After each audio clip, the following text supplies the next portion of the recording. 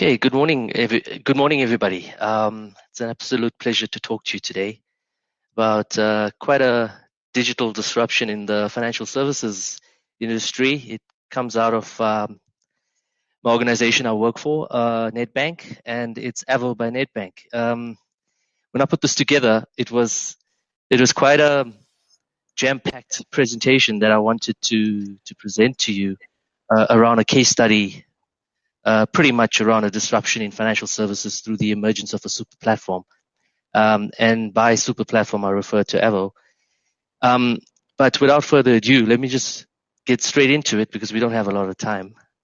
I'm just going to put this in full screen mode so you can see better. Great stuff. So with regards to Avo, well, Avo by Nedbank was launched in June 2020. In crazy times, which we're in, amidst the wave one of the COVID pandemic in South Africa. Now, Avo to consumers is a super app, an everyday app that incorporates many functions and features, from digital commerce to goods delivery through to your home, as well as financial services. But to us in the Avo team, it is more than that. It is a super platform that connects and enables digital engagements and commerce between consumers and businesses alike. Even though it is an innovation from Nedbank, it is purposefully for all South Africans, not just for Nedbankers or people who bank with Nedbank. So whoever you are, irrespective of who you bank with, you can use Avo. Now, one always asks, what's the genesis of a super platform of this nature? What is a bank thinking going beyond banking into the digital commerce space?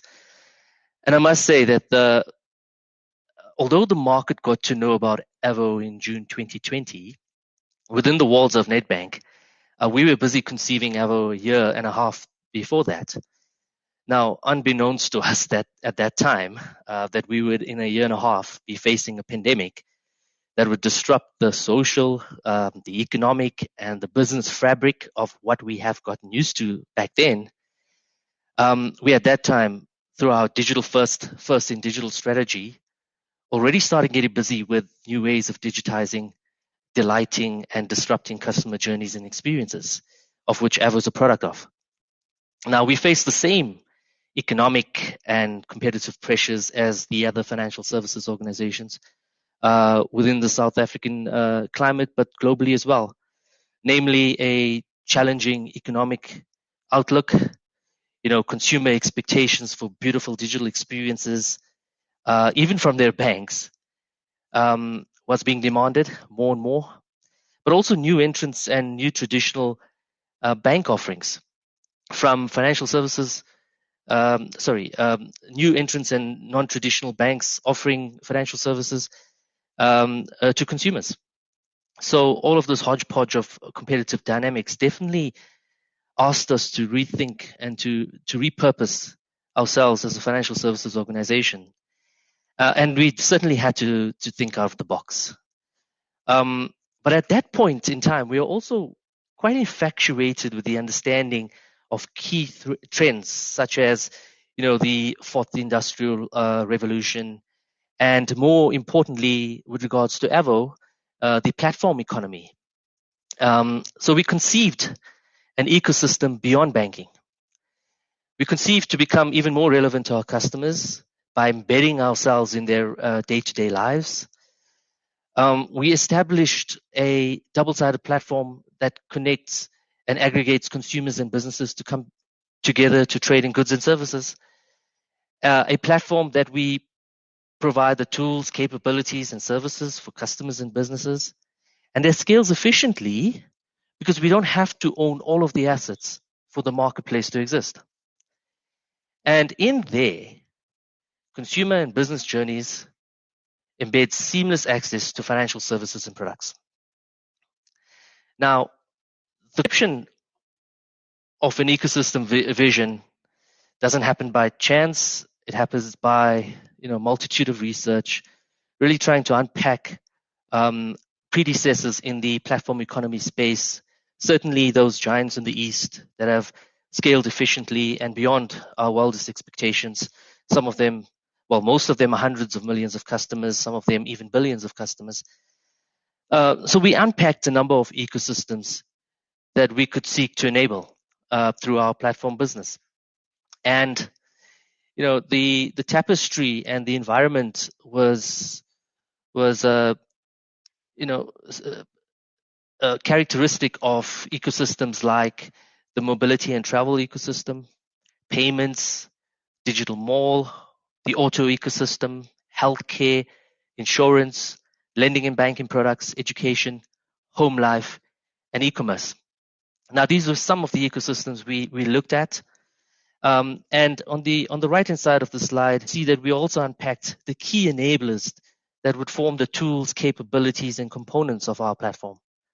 So certainly, the utilities of any platform of this nature, and certainly that drives stickiness, was cashless and convenient payments, loyalty and rewards to drive acquisition and then retention and repeat purchases on the platform of this nature was key.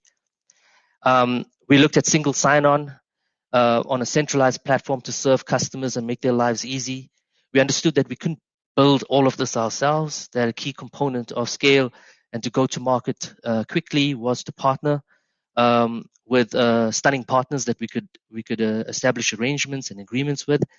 But we also knew that if we had to create an ecosystem with a plethora of journeys and experiences for customers, they needed a convenient single sign-on onto any journey that they hope to embark on. And ultimately, analytics was always top of mind, and I'll speak to that a little bit later in this presentation of how we harvest analytics.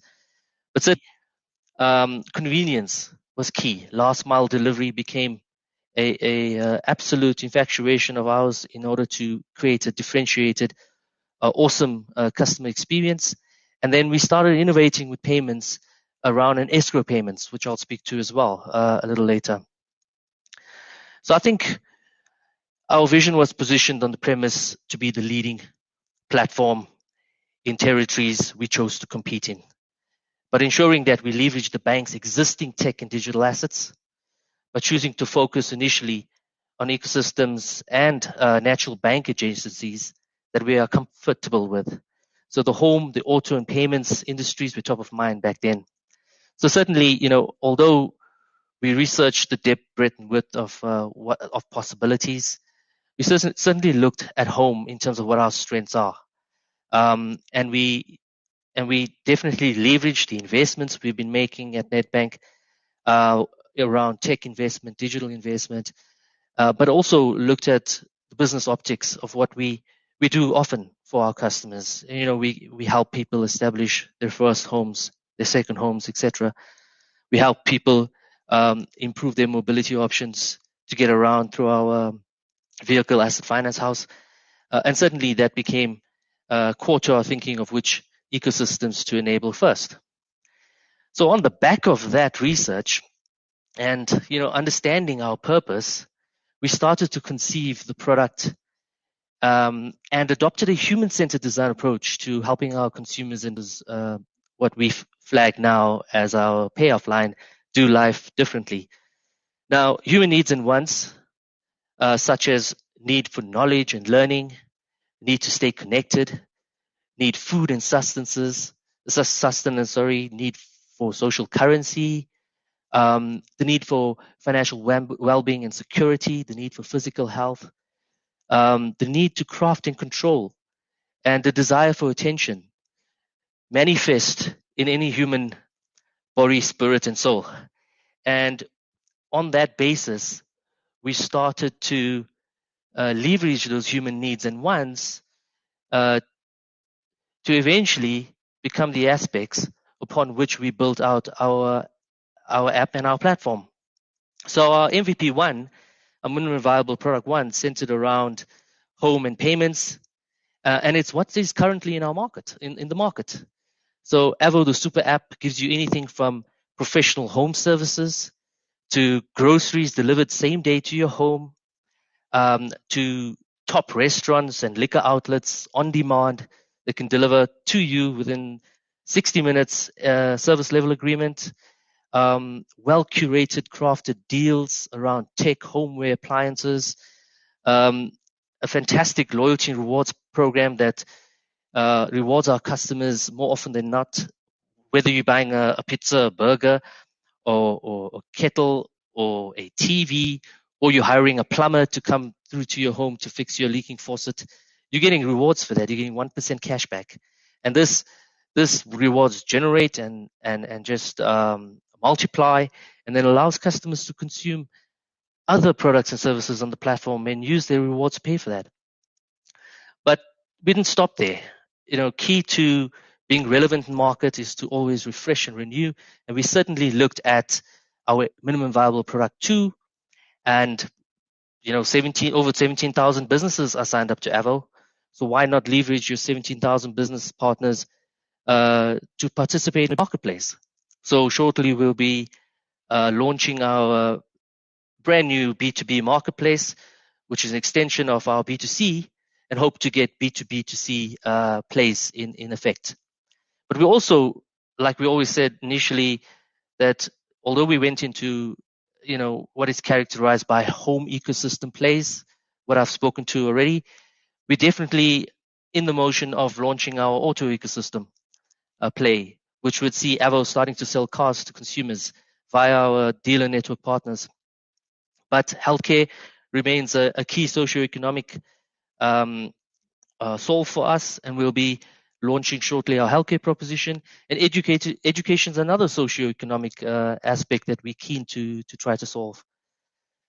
So what makes up a double-sided marketplace? Well, as a double-sided marketplace, we built and we took to market a rich collection of tools, capabilities, and journeys for both consumers and merchants.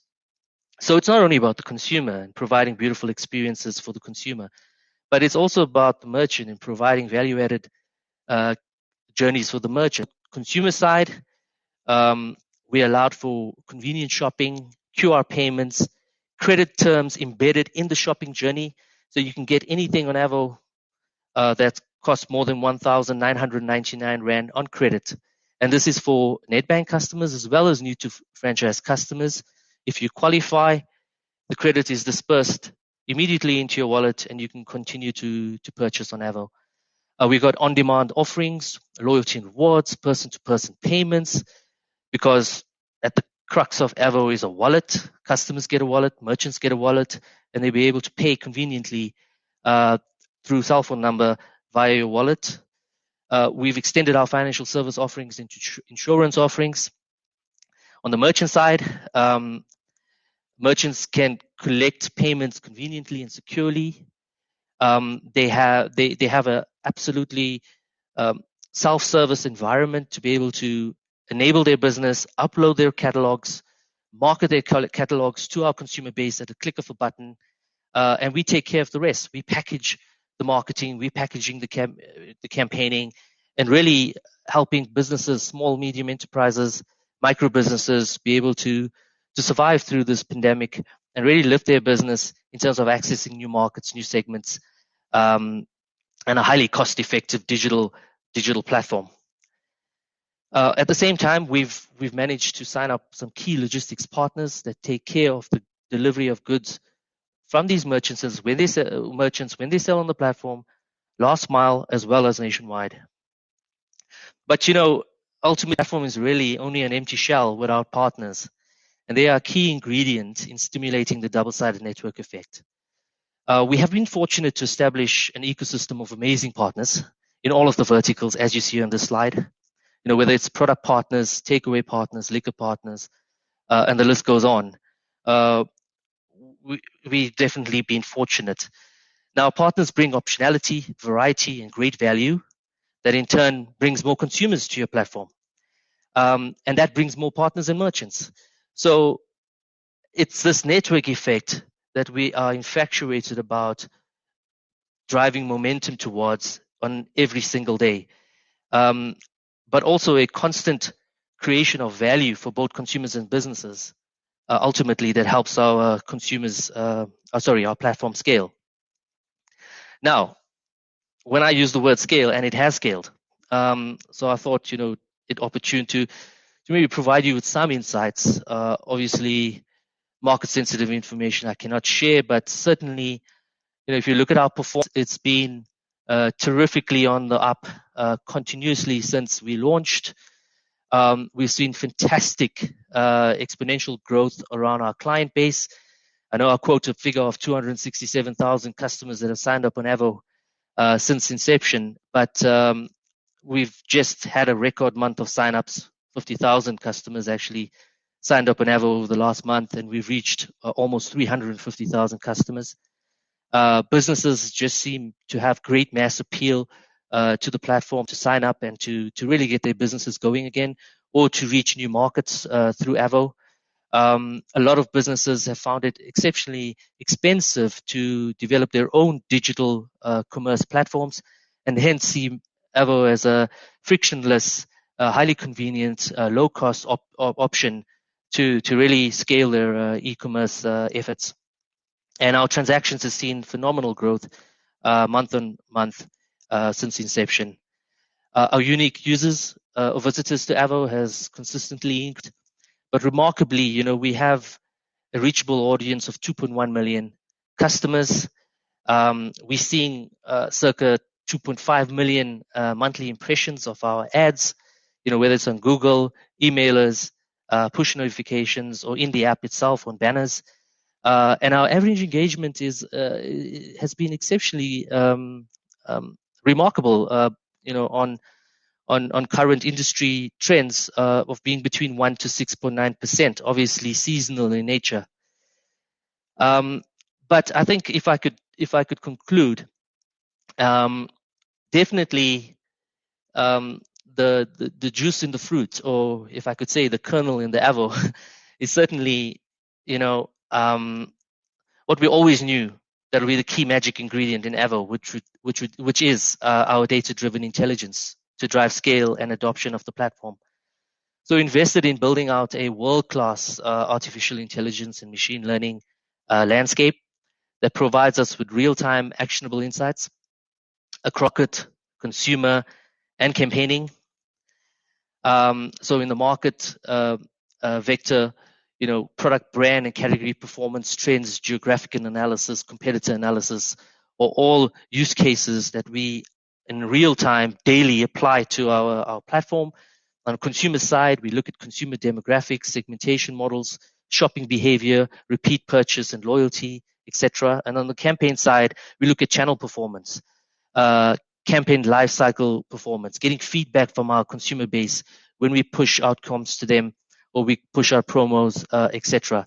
And all of this is only possible because of combination of what we have, which is quite unique in the market, which is a massive plethora of consumer spend data.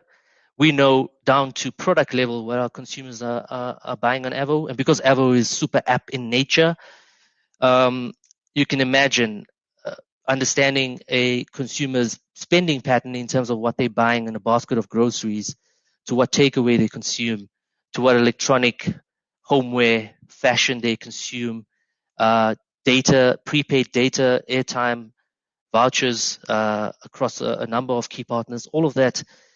Now, when you combine that with financial data, it's an exceptionally powerful amalgamation that we could use to certainly drive, amongst what I've showed you, certainly behavioral spending patterns, density models. And this allows us more personalized experiences, allowing us to speak to individual hearts and minds of our consumers about the products and services and experience that matter most to them. So it's not a shotgun approach, but certainly a sniper approach to being able to becoming relevant to our consumer base. And then lastly, we don't only use this to drive scale within the platform, to drive more sales, to drive most transactions, repeat spend, etc.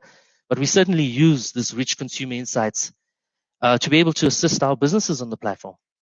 And not only, do we assist them in reaching new markets, customer segments, and to generate net new benefits, but also we use our insights to help them compete more effectively. So, any business on the platform at any given time can enjoy AI-enriched reports around total sales by category, sales purchased by multiple demographics, average value of purchases, seasonal trends, products frequently purchased together, market positioning, marketing funnel insights. These are all just some of the use cases that we invest in and share with our business community. So on that note, I'd like to stop and thank you for listening today.